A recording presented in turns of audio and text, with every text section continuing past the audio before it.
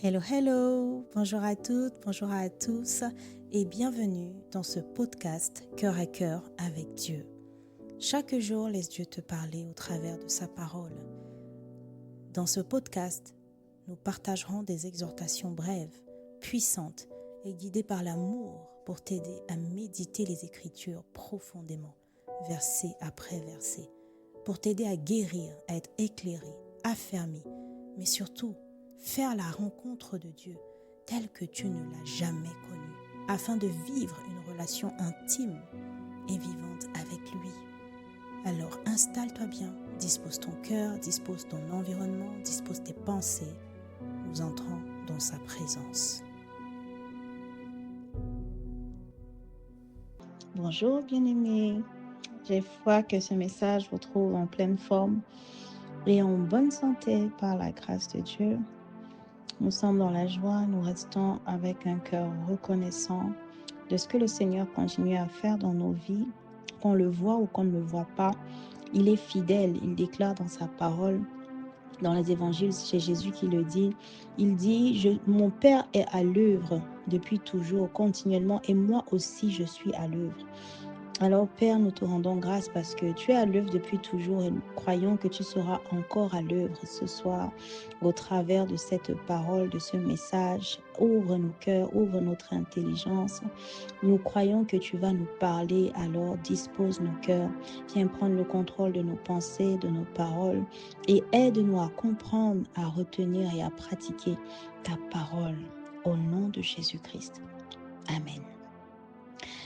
La parole du jour, le message du jour s'intitule « Mets-toi en route, fais ta part ». Mets-toi en route, fais ta part.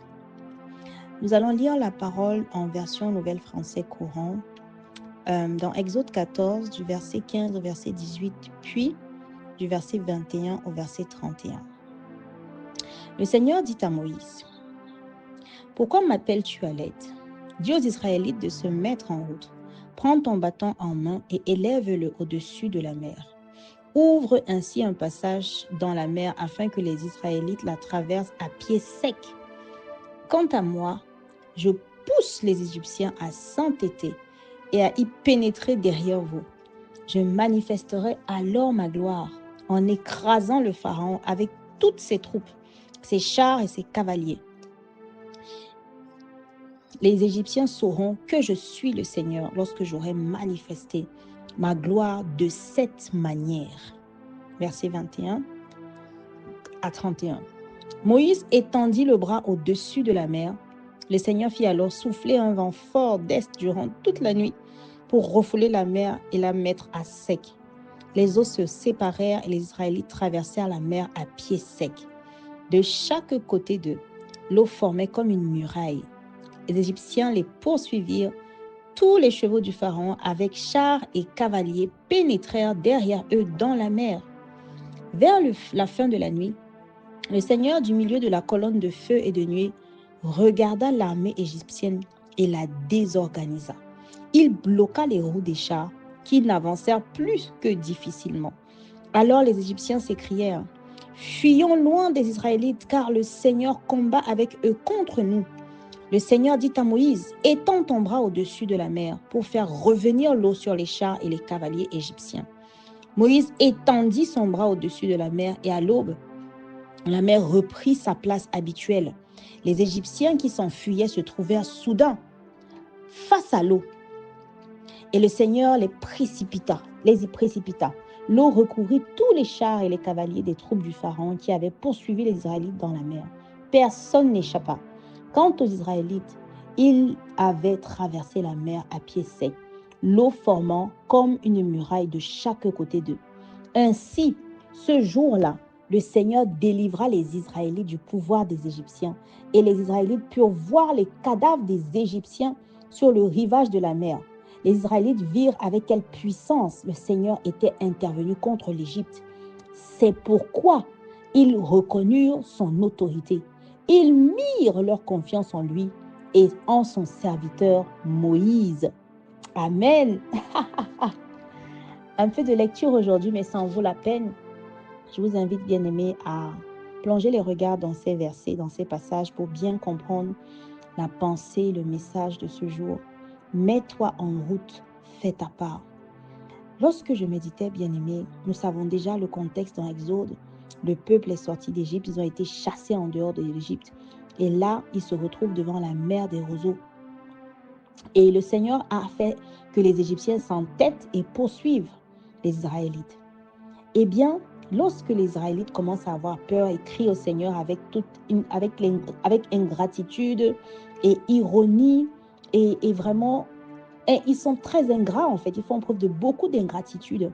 Malgré cela, Moïse les réconforte, Moïse les rassure et Moïse finalement doit certainement faire appel à Dieu dans la prière. Et c'est dans ce contexte que Dieu répond. Mais pourquoi m'appelles-tu à l'aide? Souvent, vous voyez, bien-aimé, le Seigneur est étonné. Il est étonné lorsqu'on vient crier et pleurer à lui dans certaines situations, alors qu'il a déjà pourvu en tout. Vous savez, bien-aimé, plus tôt dans Exode, le Seigneur a investi Moïse d'une autorité divine en l'envoyant. Et il lui a dit, je t'investis d'une autorité divine. Alors, nous savons qu'avec le sang de Jésus, nous avons reçu notre héritage et tout pouvoir à cause de ce que l'Esprit de Dieu, l'Esprit qui est en Jésus, est en nous.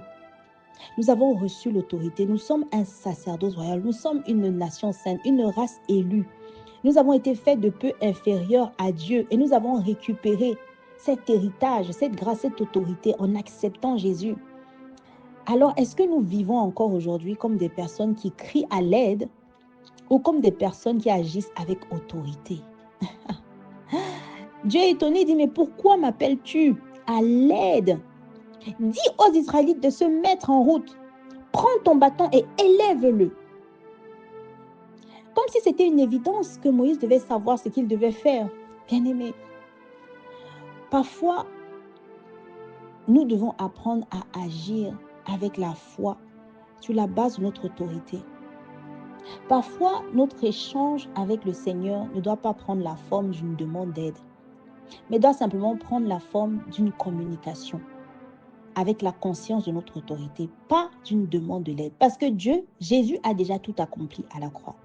Alors Dieu nous dit, nous avons tout reçu aujourd'hui. Toi, bien-aimé, tu as tout reçu.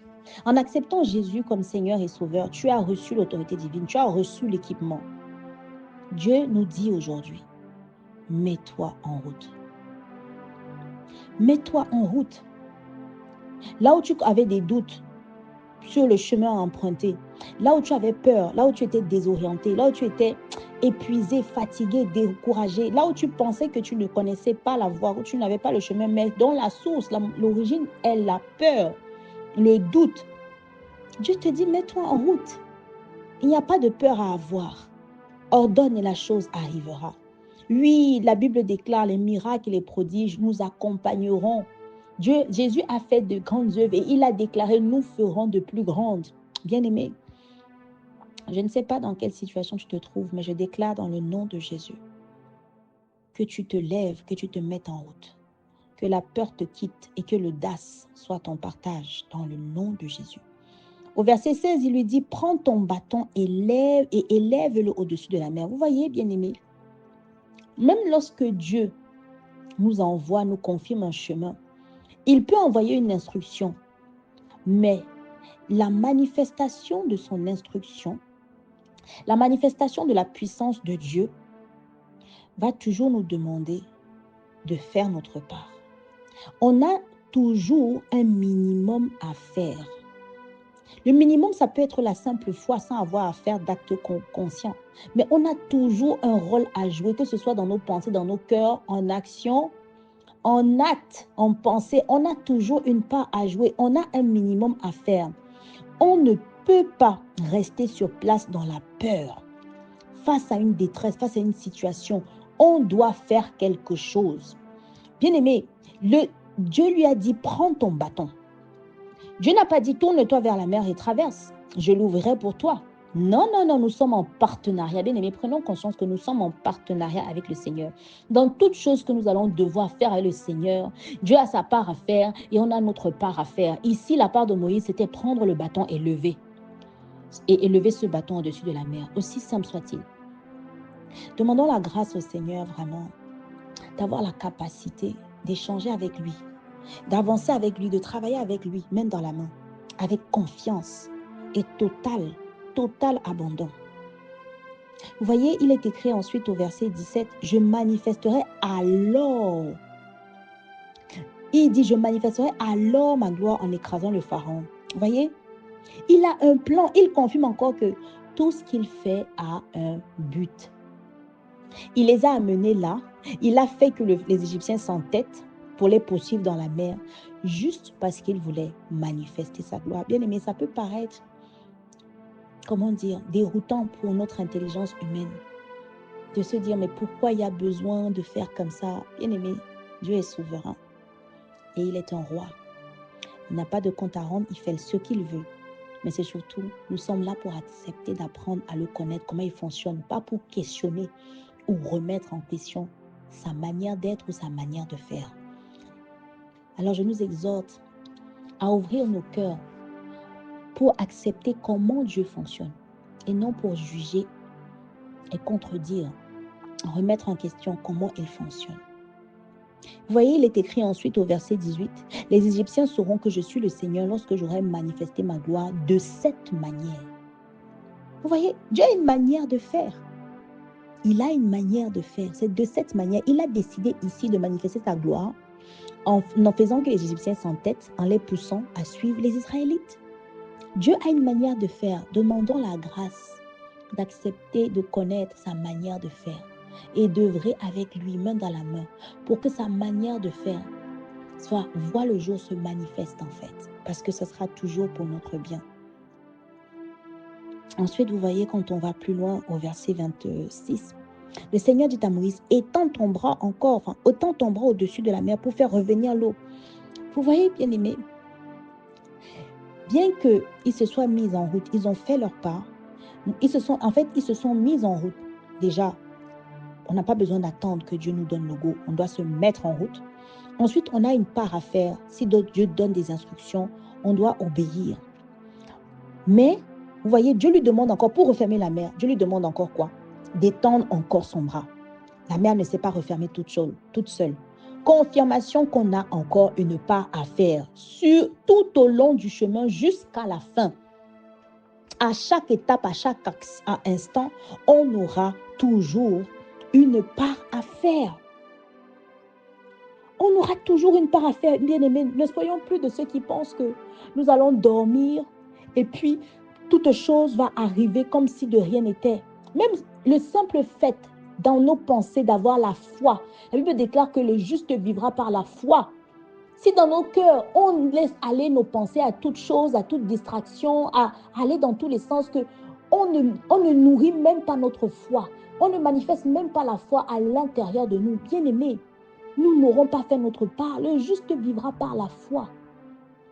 Oui, il y a une des paroles que j'aime beaucoup. Ah, c'est en Exode même d'ailleurs. Je combattrai pour vous et vous n'aurez rien à faire. Attention, bien-aimés. Il faut toujours un minimum de foi. On ne peut pas rester là, à être incrédule, à se lamenter ou même à continuer à vivre sa vie comme si de rien n'était, pensant que les miracles et les prodiges vont arriver tout seuls. Il y a un minimum à faire. Ce minimum, c'est la foi dans nos cœurs. Vous voyez ensuite au verset 30, il dit, les Israélites purent voir les cadavres des Égyptiens. J'ai beaucoup aimé ce passage parce qu'en fait, ici, c'est très clair ce que la parole nous enseigne. Les Israélites ont vu de leurs propres yeux ce que le Seigneur a fait.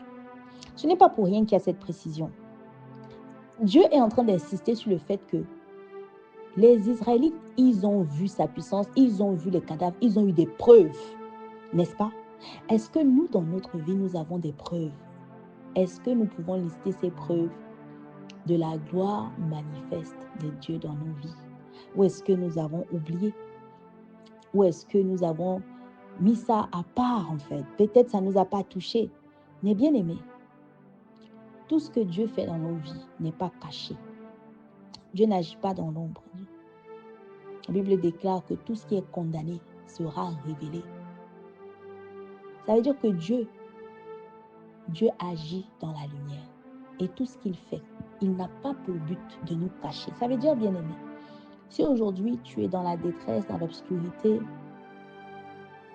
je veux nous inviter à nous rappeler à ce que nous avons déjà vu. Parce que nous avons vu, parce que Dieu n'a pas intérêt à cacher ce qu'il fait. Je veux nous inviter à nous rappeler, à demander à l'Esprit d'ouvrir notre mémoire pour nous rappeler et de noter. Afin que ces prodiges, ces miracles, dans le cas ici, c'est les cadavres des Égyptiens pour les Israélites, afin que cela renforce notre foi et nous garde attachés à Dieu jusqu'à la fin. Et puis vous voyez au verset 31 à la fin, il est écrit, c'est pourquoi ils reconnurent son autorité, ils mirent leur confiance en lui.